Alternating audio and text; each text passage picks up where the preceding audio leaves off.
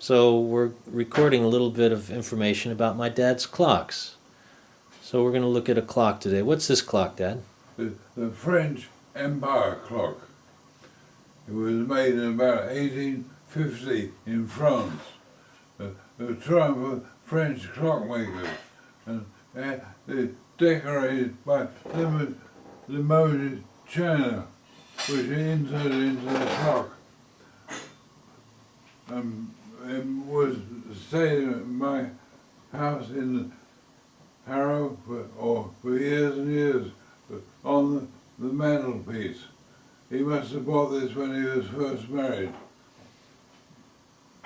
So this belonged to? Belonged to my father. Was bought by my father. Belonged to the family, of course. This was in England. I was saying about 1920 or so. Originally made in 1850 or thereabouts. And so keeps perfect time, even though it's been across the Atlantic twice at least, and so on and so on. I proposed to give it to my granddaughter Jennifer. Okay, nice. Let's have a look at some of the other clocks you have. Yeah. Okay, Pop, so this is your grandfather clock. Yeah. This clock was given to me by my family, of course, but left to me in my father and my mother's will. They sent it to me from England to America. It was actually made in England. You'll see that it's very plain. It's gold thing here. Paint was probably that, and the fact that the hands are made of iron, cast iron, not stamped out of a piece of sheet metal. This is really original. The whole clock is probably about 150 years old. Another indication, fact, this English clock is that You get it? You see that the weights are made of lead, which is typical of English clocks and untypical of American clocks, which use a weight made of stones. You can see the pendulum, which is a so-called 1 second pendulum. Actually, it ticks in half a second. So one pendulum is 1 second when it goes backwards and forwards, not just one side. So you see that the dial is again very plain, and there are no spandrels in the corners like a lot of grandpa clocks have, which again makes me think it's a quicker clock. This clock dates from about 1806, and it was made in Birmingham, I think, but certainly made in England. It's one of the best English clocks that they made. It's very massive, very heavy, and it keeps excellent time. It probably was either in a bank or something like that, where it was the main timepiece of the house. It again is a 7-day clock. It dings on the hour.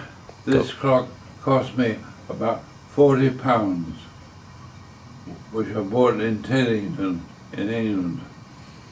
The pendulum is attached or secured by a screw for travelling. It's a very massive clock and very good timekeeper. Was probably made in Birmingham by an apprentice.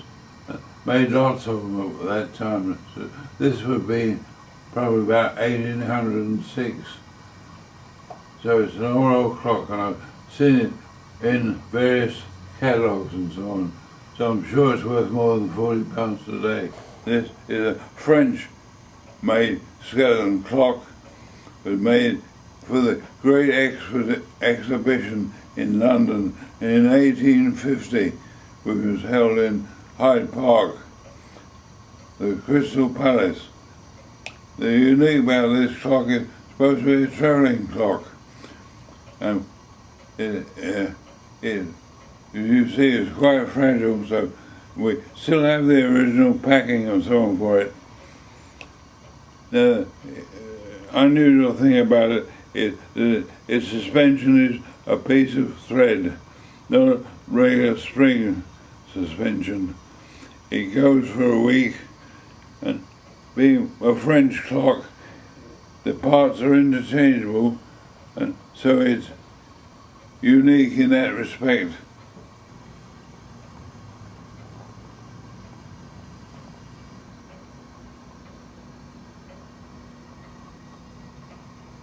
Okay, Pop, why don't you tell us about our mystery clock? The mystery clock is interesting because the works are not visible.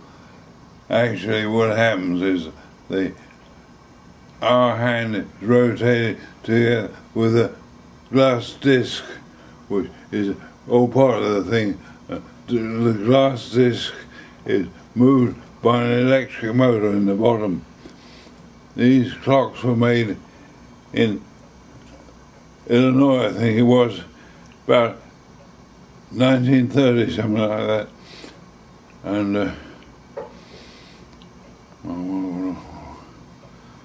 But you can't see how the hands are being moved, can you? no, that's why it's called a mystery clock.